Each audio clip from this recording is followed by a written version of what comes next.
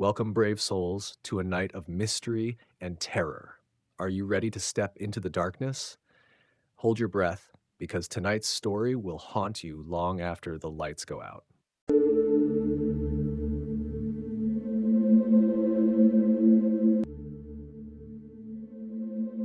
Hey everyone, before this video starts, I want to tell you about today's sponsor, Dave. And Dave is a banking app that's leveling the playing field when it comes to online banking. When you download Dave, you can get up to $500 in 5 minutes or less. No credit checks, no late fees, and no interest. It's part of Dave's extra cash account. Advance the money you need with no interest and then settle it later. One time, I was at the nickel slots playing skee-ball. I ran out of money, but I had to win this super cool giant candy cane because, I wanted to walk around with it like it was a real cane. Well, I opened up the Dave app, got that $500, and then bam, proceeded to be really bad at skee-ball and not win nearly enough tickets. And if that sounds appealing to you, you could get up to $500 in 5 minutes or less when you download Dave. No credit check, no late fees. Or go to godave.com/darksomnium. For terms and conditions, go to dave.com/legal. Eligibility criteria and instant transfer fees apply. Banking services provided by Evolve, member FDIC. Alright, I'd like to thank all of you for supporting the channel, and I'd like to thank Dave for sponsoring this video. With that said, enjoy the story.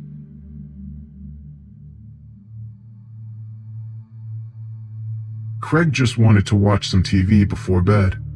A simple thing to ask for, really. But could he find the remote? Of course not. He had just begun the process of pulling out all the couch cushions when someone started to knock on the front door, rapid and insistent. He let out an annoyed grunt and looked at the clock on the wall. It was 5 minutes to 11. Who is that? From the kitchen, Elsie called out. Is there someone at the door? Yeah, can you see who it is? He yelled back. I'm busy over here. I'm looking for the remote. Can't find the stupid thing anywhere. I'm kind of busy too, Craig. Can't you please do it? Elsie hollered back. She was fixing herself a bag of popcorn, and it had just started to pop, emitting tiny, greasy firecracker explosions in the microwave. It's kind of late, isn't it? Don't open the door unless you know who it is. He growled and stomped over to the door, a storm cloud brewing over his head. Who is it? Craig was answered by more brisk rapping. His lip curled, and he peeked through the door hole with a surly, "What do you want?" poised on the tip of his tongue. The words crumbled in his mouth. It was Mandy McTavish, the next-door neighbor's 7-year-old daughter. She was standing on the front porch all by herself, wearing only a t-shirt and a pair of flannel pajama bottoms in the January cold. Her tiny feet were bare and ghostly white in the amber glow of the overhead porch light. Craig gasped, "What the?" And he yanked open the door. "Mandy, what are you doing here? You don't even have any shoes on, honey. Is something wrong?"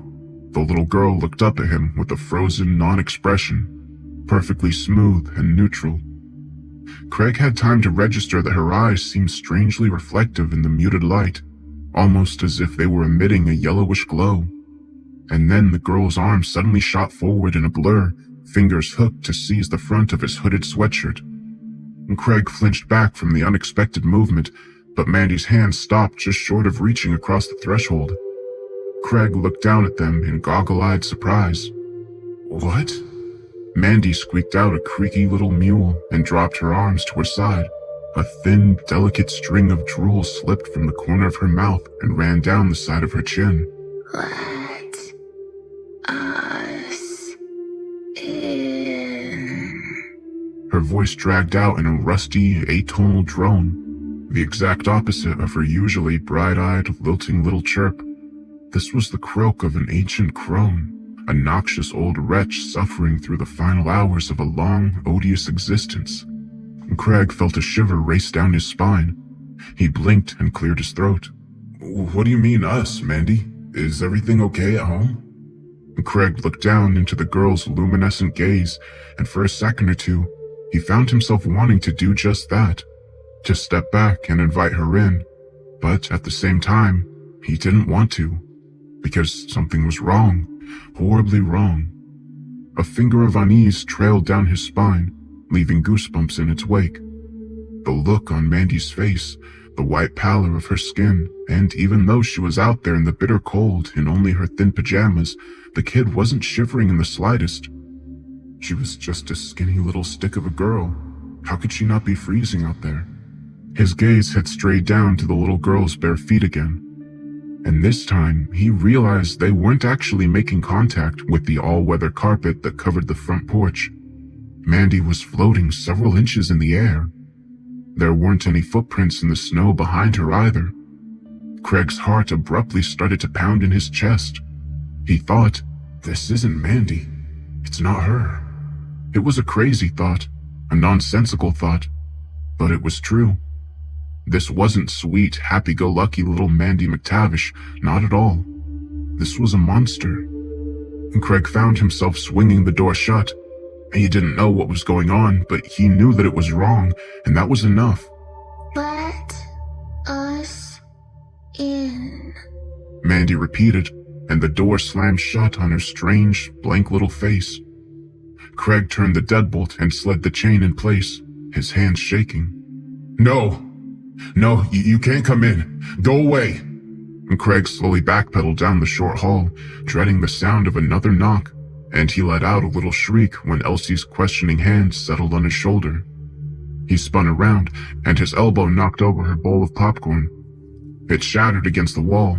Popcorn and shards of glass sprayed across the floor. Elsie cawed like a startled cow and smacked him dead center in the chest with an open-handed slap. Jesus, what the hell, Craig? Look what you did! What are you— Elsie, don't open the door.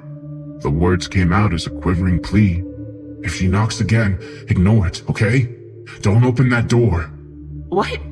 What are you talking about? Who's out there? Elsie pushed past him, still yammering out a barrage of unanswered questions, and Craig grabbed her arm hard enough to make her gasp.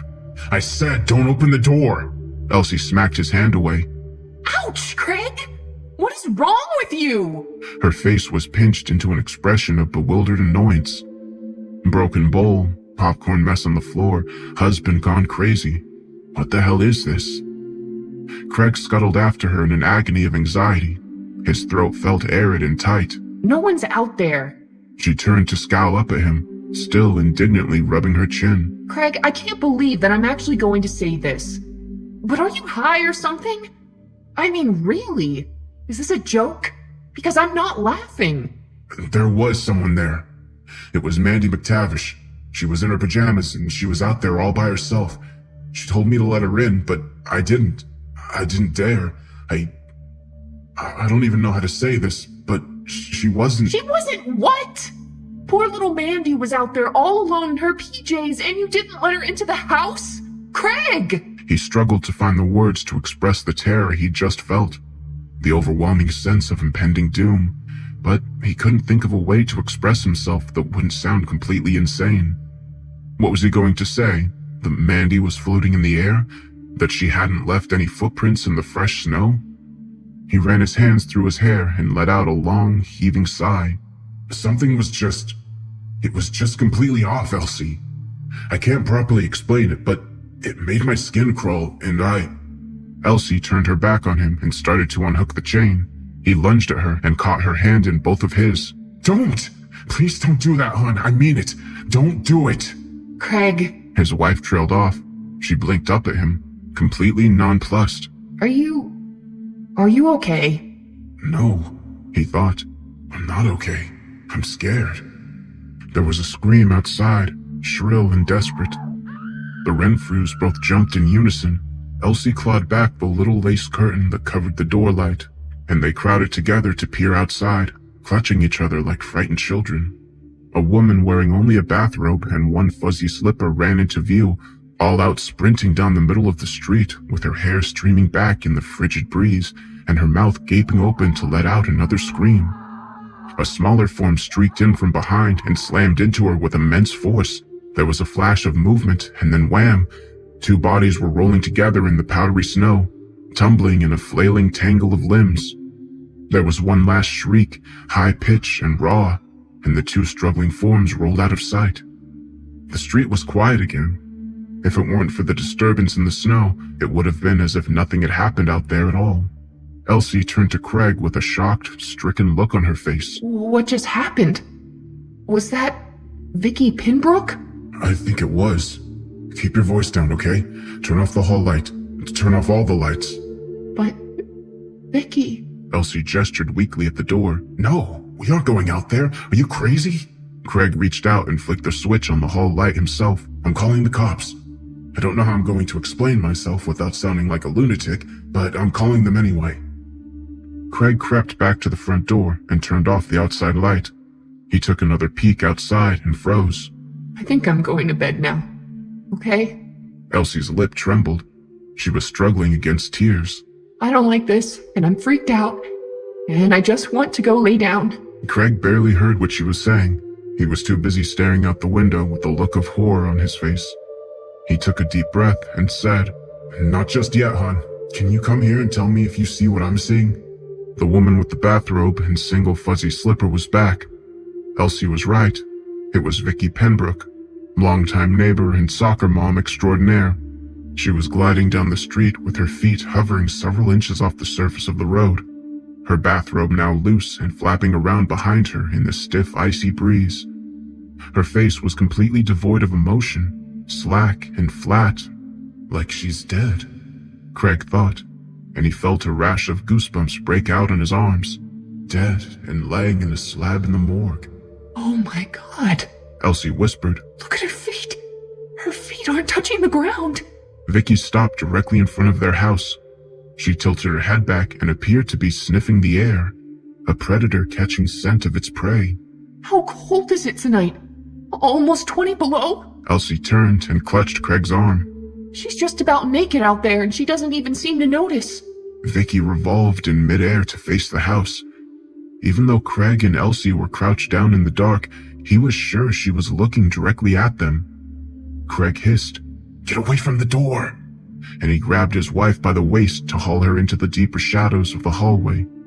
Vicky floated smoothly up to their front porch and ascended the steps. Her face was still and serene as a statue.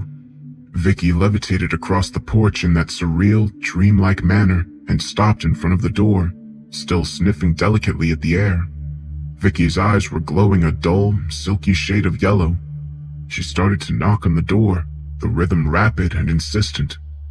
Craig pulled Elsie close, and they huddled together against the wall.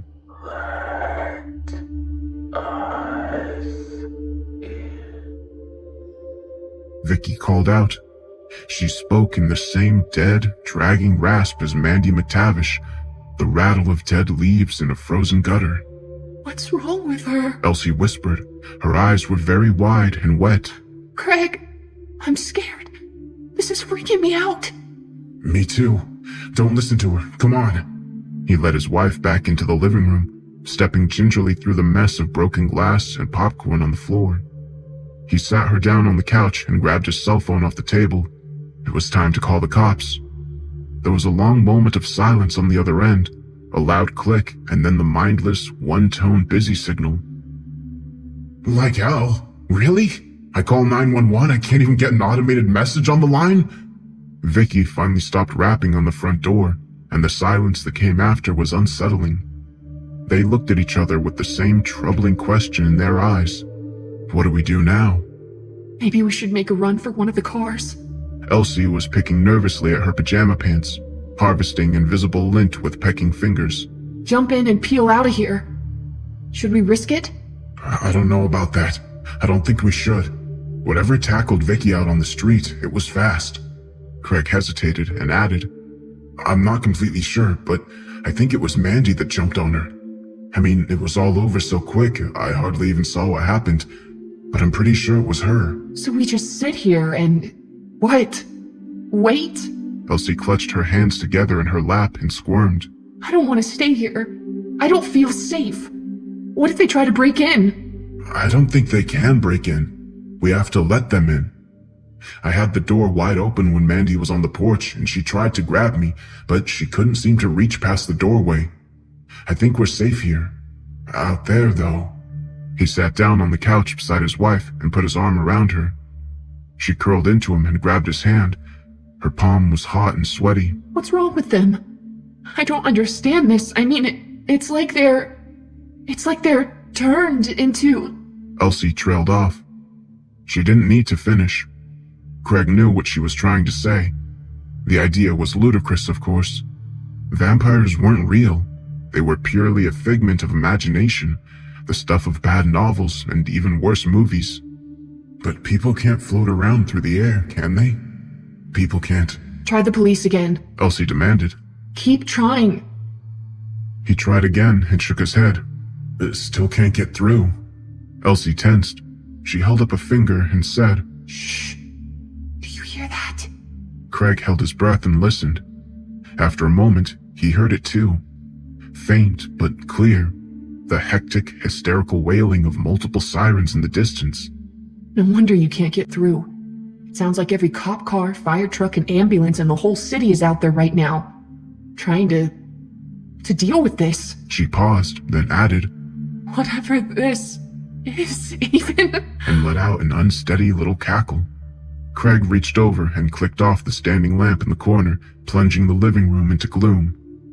You were right. We can't wait for someone to save us. We need to get out of here. We'll just sit here and be quiet and wait for a little while. If the coast looks clear later on, we'll make a run for one of the cars and get out of here. Elsie's reply was interrupted by a volley of muffled screams. They were coming from somewhere close by, no more than a few houses away. A medley of terrified shrieks echoed and rebounded down the empty street. Wordless cries of horror and agony. Craig put his arms around his wife and they hugged each other, both of them clamping down hard against screams of their own. A man's voice rose above the din. Keep away from me! Stay back! I've got a gun! I've got a... There was a loud gunshot, and the man's hysterics suddenly cut off mid-wail.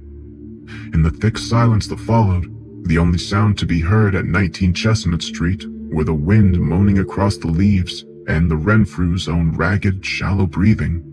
They let them in, Craig whispered. They shouldn't have let them in. He pulled Elsie a little closer. They cringed in the dark and clutched each other as chaos laid waste to the world outside the walls of their home. Shortly after midnight, the Renfrews decided to sequester themselves upstairs in their bedroom. They barricaded the door with Elsie's heavy antique bureau.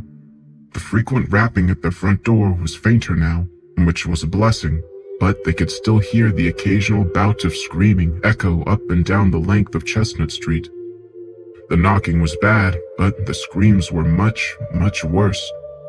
Craig was watching the street below from the bedroom window. He'd seen far more than he really cared to see. By this point, some kind of fatalistic, morbid curiosity was compelling him to continue watching. The street was slowly filling with people dressed for bed in their pajamas, wrapped in bath towels, and sometimes even completely naked out in the frigid cold. They were all people from the neighborhood, familiar faces. They came in twos and threes, sometimes alone, sometimes in small groups, and their feet never touched the ground. They knocked on doors, and occasionally someone would let them in. Their numbers steadily grew larger. The glow of approaching headlights lit up the street, and a weathered-looking Jeep Cherokee slowed to turn into the driveway of the house directly across from the Renfrews, its back end fishtailing a bit on the fresh snow. Craig's breath caught in his throat. The guy across the street just came back home from work. He just pulled into his driveway. Elsie poked an arm out from underneath the comforter and waved her hand dismissively. They're going to get him, she murmured, and she pulled her arm back under her protective, quilted shield. just like they probably got Darren. You don't know that, Craig snapped. Just because he's not answering his phone, it doesn't mean that he... Craig trailed off. What? Then he let them in? Maybe he wasn't inside when it started. Did you think of that? He could have been out on the town with his roommates. He's in college, Craig. They're always going out. They don't care if it's a Tuesday night. Shh, he's getting out. Craig pressed his forehead to the glass and held his breath. The neighbor across the street was a stocky, surly-looking guy with a shaved head. And Craig had never actually spoken to the man in the entire 9 years he had been living on Chestnut Street. All he knew about the guy was that he appeared to work a steady afternoon shift. He lived alone, and he was fond of spending his Sunday afternoons blaring classic rock while detailing his Jeep in the driveway. Elsie was right. Outside of his house, he would be helpless, easy prey. They would get him. Craig wished there was some way he could warn him, but he couldn't think of a way to do it and still manage to remain unnoticed. All he could do was watch it happen. Mr. Jeep heaved himself out of his vehicle with his lunch bag in hand and stomped up to his front step, kicking up the snow in spiteful little puffs as he went. He paused on the first step and turned to look behind him, his expression changing from his usual stony belligerence to one of shock and surprise. He muttered something in a puff of vapor and took a few hesitant steps forward, his cluster of keys dangling loose and forgotten in hand. Mr. Jeep's eyes went wide and he stopped dead in his tracks. He dropped his lunch bag and whirled around to run for his door, but it was too late. They came for him, 5 streaks of blurred movement darting in from every direction. They slammed into the man and threw him to his driveway with bone-crushing force. In a blink of an eye, he was covered in a blanket of bodies, a pride of starving lions in sweatpants and nightgowns. The fiends tore off Mr. Jeep's coat and shredded his work uniform with scrabbling hands, throwing ragged flaps of blue cloth to swirl and flap away in the wind. "Oh, Jesus," Craig moaned. "They got him." The attackers pressed their faces into the man's exposed flesh, and he screamed in agony. It was over in seconds. They levitated away from the crumpled body like a video run in reverse, and they all glided off without looking back at their victim. Mr. Jeep lay face down in his driveway, naked save for his underwear, work boots, and a few scraps of his uniform. His skin was shockingly pale in the glow of the streetlights. Craig couldn't see any visible wounds on the body. He turned to the lump under the blankets and said, "They ripped the guy's clothes off and they went at him like they were feeding on him, eating him, but they didn't even break the skin. Not a single scratch." I don't want to know the details. Don't tell me anything like that, you got it? I don't want to know. They were feeding on him, but what were they eating? What did they take from him? His soul, he murmured, and he instinctively knew this was the correct answer. He nodded to himself thoughtfully and turned back to the window, morbid curiosity pushing past his fear. How long would it take for Mr. Jeep to turn? Craig froze. Mr. Jeep was already on his feet, and he was looking directly up at their bedroom window. But he wasn't really on his feet so much as he was hovering several inches in the air, impossibly weightless and buoyant. The streetlights were shining brightly in front of his house, but Mr. Jeep wasn't casting a shadow on the ground behind him.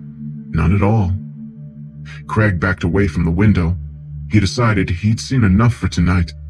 He sat down on the bed beside Elsie and waited for the knock on his front door.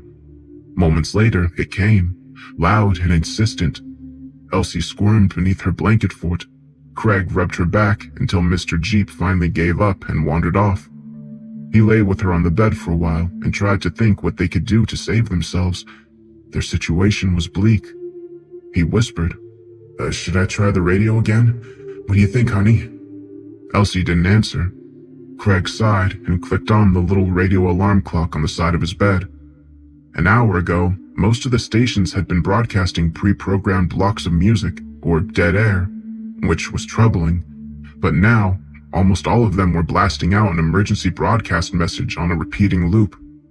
It consisted of several seconds of a high-pitched tone, followed by a robotic-sounding voice that said, "A wave of violent civil unrest has spread across the nation. Martial law has been declared. Please stay inside and do not attempt to travel. Do not let anyone enter your home. Lock your doors and wait for further instruction." Shut it off. There's not going to be any further instruction. No one's coming to save us. "You can't say that." I can. Haven't you noticed yet? The sirens? "What are you even talking about? Jesus, Elsie, why can't you try to... Craig closed his eyes and bit down on his growing irritation at his wife's frail, washed-out fatalism. Of course she was losing hope. Why wouldn't she at this point? The entire world was falling apart around them. The sirens. Do you hear them anymore? Craig held his breath and listened intently. But once again, Elsie was right. He couldn't hear them anymore. At some point in the last hour, the hectic background of emergency vehicles wailing in the distance had fallen silent. He turned the radio off. He was unsurprised to see that the missing remote for the living room TV was sitting on his nightstand, teetering on top of a pile of change. He considered going downstairs to check the news stations and decided against it. The same message was probably scrolling across the screen on every station. Why bother? "What the hell is that?" he whispered, but he already knew what it was. It was the sound of cold fingers tapping on glass. Craig looked over at the window and strangled back a shriek. Mr. Jeep was floating on the other side of the glass, his eyes glowing that hypnotic, dreadful shade of amber. The shredded remains of the man's work uniform fluttered in the wind, his mouth was moving, and Craig didn't have to be a lip reader to understand what he was saying. "Let us in." And Craig took in a deep, shuddering breath and forced himself to stand. He shuffled over to the window on legs like rickety stilts and dropped the blinds down. He pulled the heavy curtain panels closed. The tapping continued. Craig stumbled back to bed and joined Elsie under the covers. They curled together in the hot, close darkness of their blanket cave and waited to see what dawn might bring. The night lasted an eternity, echoing with the sounds of a world sliding into ruin. There was a squeal of spinning tires and the jagged tinkle of breaking glass, hysterical shrieking and futile pleas for mercy. Just before dawn, the sound of horror and strife came to an abrupt end, and the shell-shocked Renfrews both fell into a light, troubled slumber. Elsie opened her eyes just before 10 in the morning and nudged her husband awake with a soft tap of her elbow. He flinched and briefly struggled against their cocoon of blankets. Elsie shushed him with a finger to his lips. She peeled back the blankets and said, I really have to pee. "Me too. We'll go together." They crept out of their bedroom and tiptoed down the hall to the bathroom, both of them skittish as wild horses after being barricaded upstairs for so many hours. Craig stood watch at the door while Elsie took care of business, his feet shuffling around in an urgent little gotta pee dance. He heard Elsie stifle a giggle behind him, and he found himself smiling a little too. In the light of the day, it was almost possible to convince himself that the horrors of the previous evening were just a dream. It had to be a dream. The sun was shining, wasn't it? They came downstairs with Craig in the lead, an aluminum baseball bat cocked over his shoulder. Elsie followed close behind with a letter opener clutched in her hand. They did a quick sweep of the main floor, both of them flinching every time they rounded a corner, but they were still alone in the house. Craig nodded his head towards the big double windows in the living room. "Let's have a look outside. Maybe it'll be okay." He tried not to wince at how insane that sounded. Of course it wasn't okay. Literally nothing was okay. Elsie wrinkled her nose and asked, Do you smell something burning? The odor was faint inside the house, but it was there, acrid and sharp. It wasn't the nostalgic, mellow tang of wood smoke curling into the winter air out of a neighbor's brick chimney. This was the noxious stench of a house fire. Craig flung the curtains back and inhaled sharply, his mouth dropping open in shock. "Oh, hell. Come here and look." She raised an eyebrow and asked, Do I really want to see this? Craig didn't answer. He couldn't. He was speechless. The wind had died down overnight, and the still air outside the window was heavy with the haze of dirty, gray, black smoke. 2 house fires were visible from the window. One was guttering out on the next street over, and the other was burning fiercely just a few houses away. The neighboring homes were heavily scorched on either side of the inferno. It would be a miracle if they didn't go up in flames as well. Most of the houses in view had their front doors standing wide open, including the house that was burning steadily to the ground. The open doorways looked like mouths, yawning wide to let out a despairing scream. Further down the street, an overturned car was lying on its hood on the sidewalk. It appeared to have been flipped over by brute force. The driver's side door had been torn off its hinges and flung into somebody's front yard. Mr. Jeep's insulated lunch bag was still lying in his driveway. A large, shaggy-haired shepherd mix trotted across his front lawn and flipped it over with a questing snout, sniffing for leftovers. Finding nothing of interest there, the dog strolled away, its body language stiff and alert. Well, so much for it being a dream, Craig thought, and he struggled against the urge to sit on the floor and start bawling like a toddler. It was real. All real. Now what? Elsie joined him at the window. She gasped at the mayhem outside. I think it's the end of the world. Houses are burning down and there's no one left to care. Where did they all go? Craig waved his hand at the empty street outside. Those things were all over the place last night. I saw dozens of them. Where are they? Basements. Elsie murmured quietly. They're hiding in closets and under beds, hiding away from the daylight. Isn't that what vampires... You don't have to say it. Elsie flinched. The words weren't supposed to come out as a harsh bark, but they did anyway. Elsie shrank away from him. He softened his tone and tried again. I think you're right. They're not pounding on the door right now, so they must be hiding somewhere, waiting for sunset. It's a good time for us to get dressed and get out of town, because we can't stay here again tonight. Where are we going to go? Elsie ground her palms against her eyes and blinked up at him. She looked dreadfully tired and diminished. Seriously, where could we go? There was an emergency broadcast on every single channel and radio station. The internet isn't working either. This is obviously happening all over the country. Maybe even the entire planet. Who knows? Where are we going to drive to, Craig? A deserted island? I haven't figured that out just yet, hon. I'll admit that I don't know what it's going to be like out there on the road, but I'd honestly rather take my chances out there than... The roads are going to be a freaking mess. You saw what happened to that car out there. Yeah, that'll be us. We'll get stuck somewhere behind a pileup of cars, and when the sun sets, we'll be screwed. They'll surround the car and rip off the doors, and that'll be it. Listen to me, Craig snarled, and he resisted the sudden urge to grab her by the arms and shake her. He gritted his teeth and said, I think we very well might be the last people on this damn street. When the sun sets, this is where they'll be coming, Elsie. All of them. The whole neighborhood. All of them knocking on our doors and tapping on the windows until dawn. And they'll come back tomorrow night too. They'll come back every night, over and over again. I don't know if I can face that. Can you? Elsie paled. She hugged herself and sighed. No, I don't. God, no. At Craig's insistence, they both wore heavy boots and bundled up in layers. According to the thermostat outside the kitchen window, the temperature was hovering around 10 below, and if the streets were snarled in a chaotic mess of crashed and overturned vehicles, they might very well be forced to strike out on foot.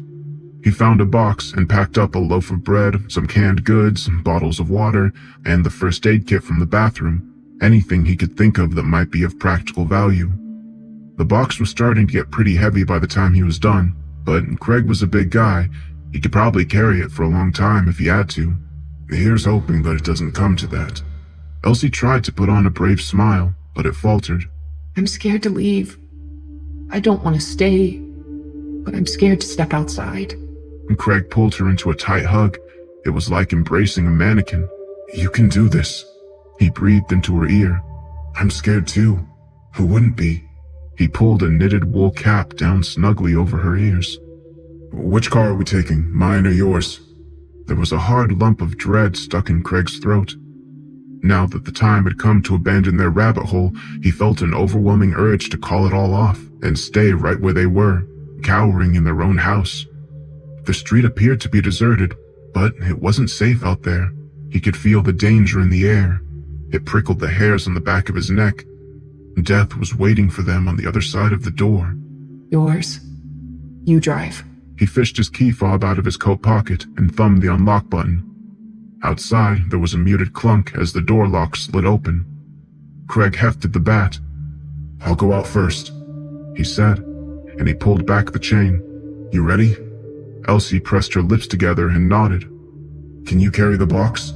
She hefted the box and nodded again, her mouth now just a little slash beneath her nose. Craig took a deep breath. Okay, let's go. It wasn't until he was bleeding on the driveway that Craig would remember the dog he'd seen sniffing at Mr. Jeep's lunch bag. By then, it was far too late. The air outside was frigid and tainted with the caustic stink of scorched paint and burning drywall. One of the houses beside the inferno down the street was starting to catch, and the smoke was floating along in thick, choking clouds. And Craig held up the bat in a double-handed death grip and charged out the door, Elsie close behind him.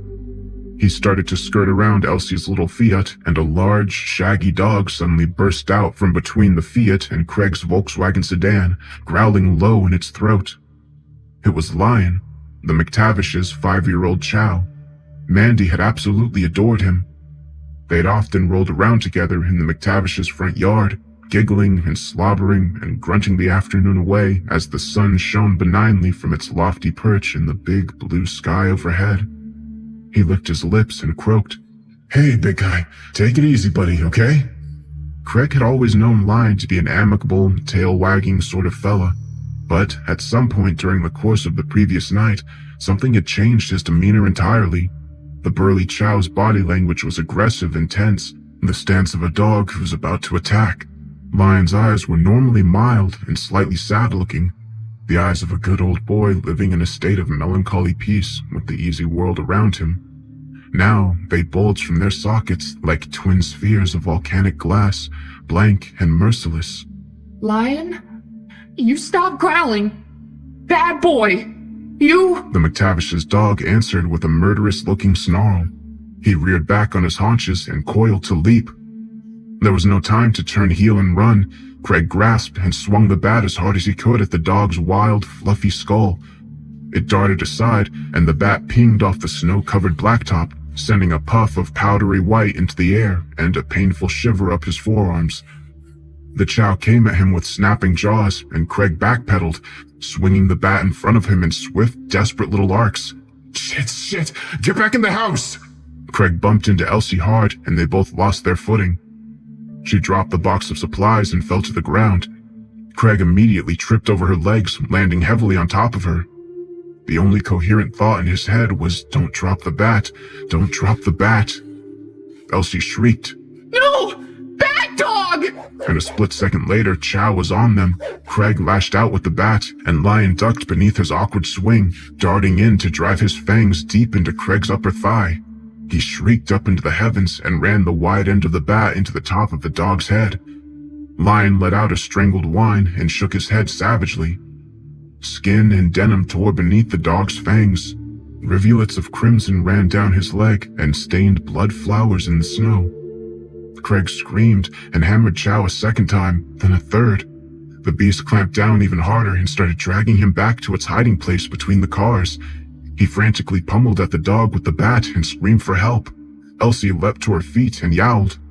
She planted her boot into the dog's side, and he responded by giving her husband's leg another shake and dragging him away even faster. Elsie grabbed a double handful of Craig's coat and began to engage the beast in a fierce tug of war. Lion gave her a wide, primal grin from around his mouth full of Craig's upper quadriceps and heaved with all his might, dragging them both several more feet through the loose, grainy snow. Craig screeched and batted away at Chow's head and neck with renewed vigor. His head was buzzing from agony and panic. The leg of his jeans was soaked through with blood, warm and steaming in the sub-zero air. The dog squinted his eyes shut against the bludgeoning and kept hauling Craig across the driveway, almost robotic in his determination to carry the human away and maul him to death. "Get off me!" Craig dropped the bat and ripped off his thick leather gloves. He drove the tips of his thumbs into Chow's slitted eye sockets, hooking his fingers deep into its mane for leverage. Lion finally released his leg and tried to shake him off, whining and yipping against the agonizing pressure. Craig held on for all he was worth and kept pushing with his thumb until he felt the dog's eyes pop. The animal screeched and went wild in his hands, snapping its teeth and flailing. He rolled, the dog's head still trapped in his hands, and he shoved the thick-set animal beneath the Fiat's front bumper, wedging him deeper under the car with a few hard kicks with the sole of his boot. Blinded and trapped, the Chow descended into a writhing, snarling frenzy. Elsie hollered, Oh my God! And rushed to his side. She hooked her hands beneath his upper arm and tried to haul him off the ground.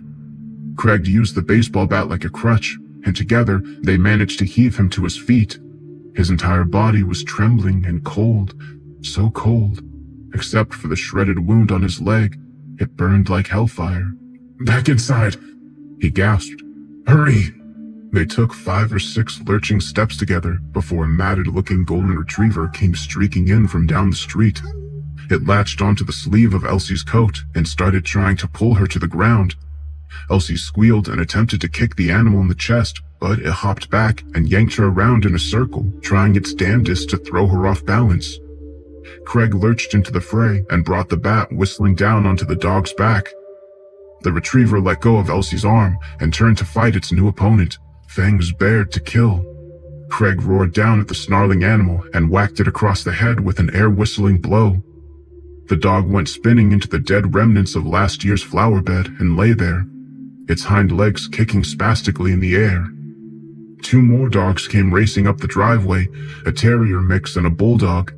Craig shoved Elsie up the front steps and clambered stiffly after her, hopping backwards with his lips skinned back from his teeth in a grimace. "Don't let them get in!" And stopped to face the dogs at the top of the stairs, squaring off with them as Elsie scurried through the front door. He swung hard, and the terrier flopped bonelessly down the steps, its coal black eyes staring at nothing. The bulldog, however, was made of sterner stuff. It stubbornly advanced against the whirling swings of the baseball bat and backed Craig across the width of the porch, tirelessly hunting for an opening. The bat felt like it weighed 50 pounds. Craig's arms were starting to feel like old rubber bands, brittle and weak. The burst of terrified adrenaline was starting to give way to shock and blood loss. "Elsie, get ready to open the door!" Craig feinted a thrust with the business end of the bat and hollered, "Now!" The door swung open as the dog jumped away from the bat, and Craig launched himself backwards through the doorway. He landed and rolled into a clumsy backwards somersault. Elsie slammed the door shut, and the bulldog rammed into the other side. It scrabbled at the door with its claws, bellowing for blood. "Christ!" Craig moaned. His blood was leaking onto the hallway tiles. He'd never seen so much blood in his life, and certainly never his own. The bite wound was a torn-up mess of denim and mutilated flesh. Looking at it made him want to vomit. "They tried to kill us!" Craig's voice jittered up and down. He was shaking uncontrollably. "They almost did."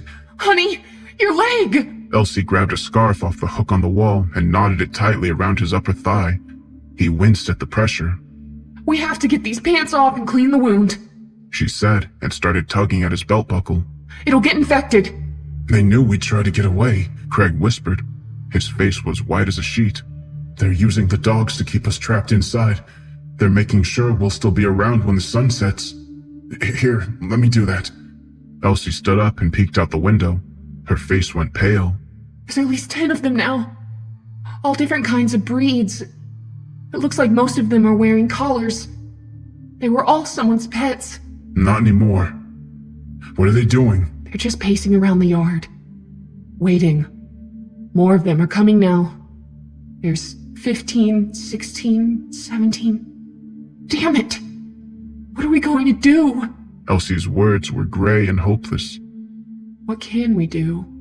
"Nothing," Craig said, and he leaned against the wall. His head was swimming. "Absolutely nothing. We're trapped." The power went out an hour before sunset, and it stayed out.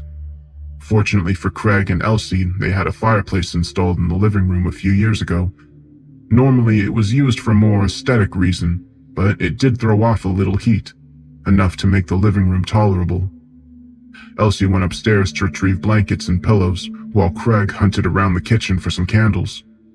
He lit a few around the living room and gave Elsie a curdled, cheerless smile. "I had to turn the water off. The pipes might freeze downstairs." Elsie shrugged. She pointed to the candles and said, Should we have these lit? I don't know if it's a good idea. "They know we're here. Would you rather sit here in the dark?" No. "Me neither." Craig held up a bottle of Jack Daniel's whiskey. He gave her a waning smile and said, "We should drink this. I think it'll help." But you took those codeine pills for your leg. Should you mix them like that? "I'll be fine. Here." Elsie reached for the whiskey.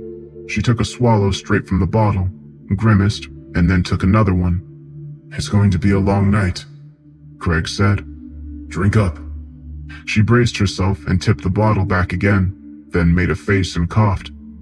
Elsie pushed the bottle back into Craig's hand, and he had a few good nips from it himself. The whiskey burned down his throat and lit a cozy fire in his stomach. It would warm the chill in their bones and dull their senses. It would help them cope with their awful new reality, if only for the night. They stood at the living room window and watched as the indigo blue of winter twilight deepened into a dark violet of nightfall. Sensing the imminent arrival of their horrible new masters, the dogs slunk away with their tails between their legs, seeking shelter from the sharp bite of the cold.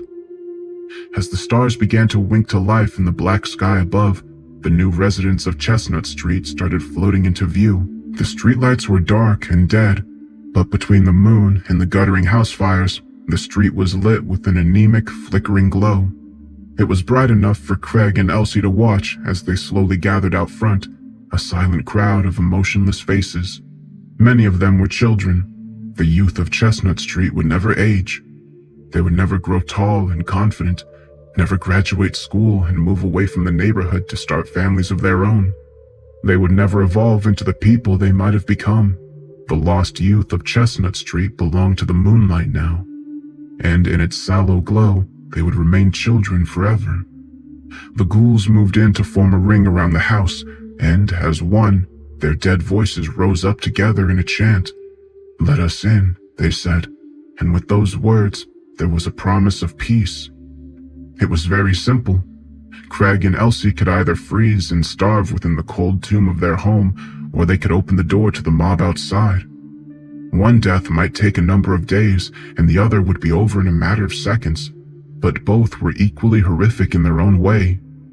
Dead forever, or forever alive, those were the two choices. Because life as they knew it was no longer a possibility. No matter which end they chose for themselves, no one was left to remember their names. All they had been, or ever could be, all of it would be extinguished forever. If they gave themselves to the crowd, they would become one with the others. One voice, one hunger, wandering and wanting for all of eternity by the cold and indifferent light of the moon. And if it ended the other way, well, there would be nothing at all. Craig couldn't decide which one was worse. Elsie asked Craig if he thinks it hurts them, if they can still feel. "I don't think so. I don't think they feel anything at all. They're not aware of what they are or who they used to be. They just are. No past, no future, no concerns at all except for their hunger. There's only the here and now." The chant outside went on, slow and deliberate, maddening. Craig and Elsie sat in front of the fireplace and drained the bottle to the last drop, mostly in silence. When the booze was gone, she curled up against him on the couch, saying she loves him and that she's glad she gets to spend her life with him. She tried to say something else and started to cry instead, raining hot, bitter tears onto his shoulder. Craig pressed his lips together in a tight, quivering line and held her as she let it all out.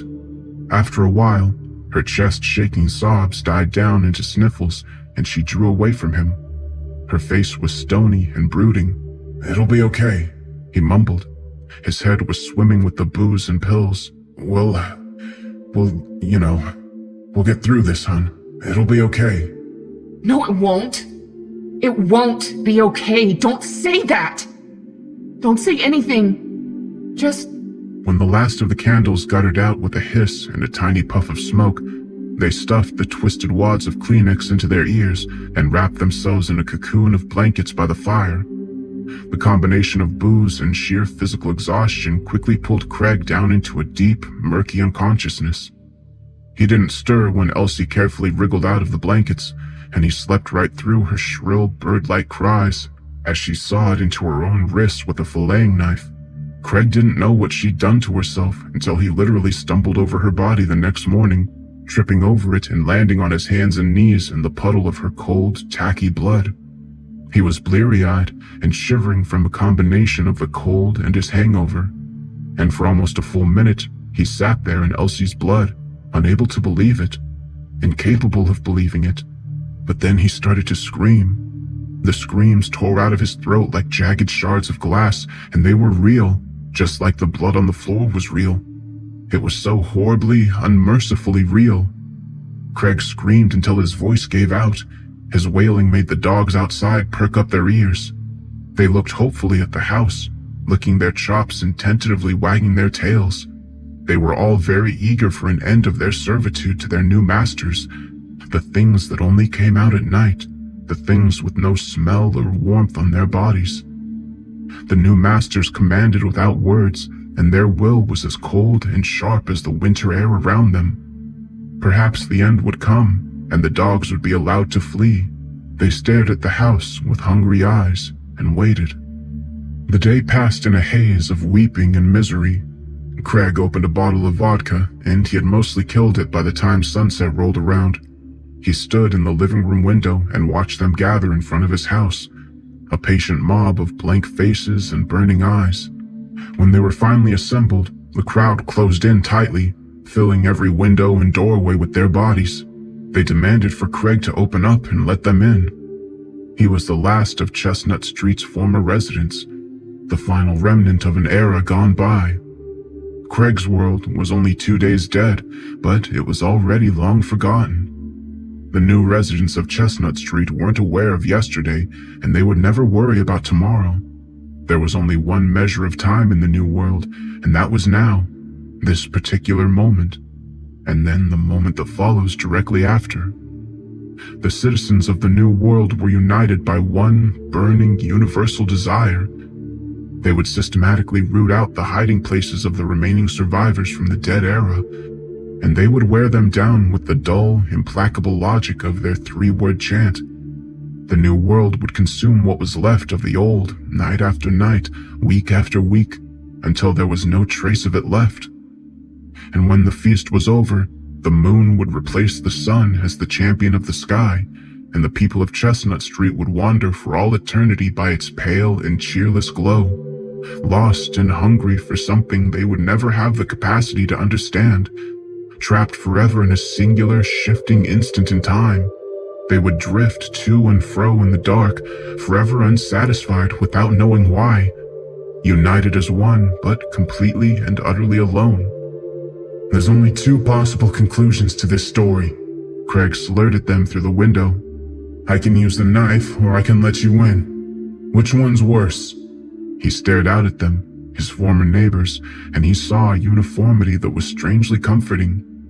The moonlight world of the ghouls outside might be ruled by hunger, but it would also be free in its own way.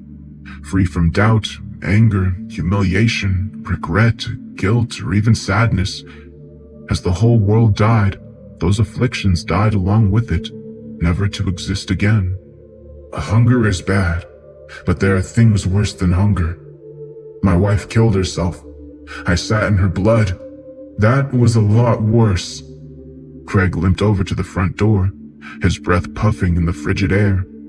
He hadn't bothered to build a fire that day, and what was the point? It would be an effort wasted on a dead man. He pulled back the chain and opened the door. They were waiting for him, a dozen of them crowding the porch as the rest spilled down the steps and into the front yard. Let us in, one said. They waited for his response, eyes glittering in the dark. Craig wiped his tears away and stepped back from the doorway. Now or tomorrow, the next day or the day after that, it would eventually come down to either the knife or the crowd outside. And in the end, did it really matter anyway? No, it didn't. Not anymore.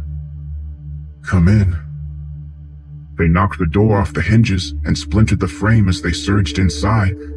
There was a split second of terror, a flash of agony and horror, and then it was done. Craig rose from the hallway floor, and he floated out into the moonlight to join the others. It was a new world, a moonlit world, and Craig was reborn.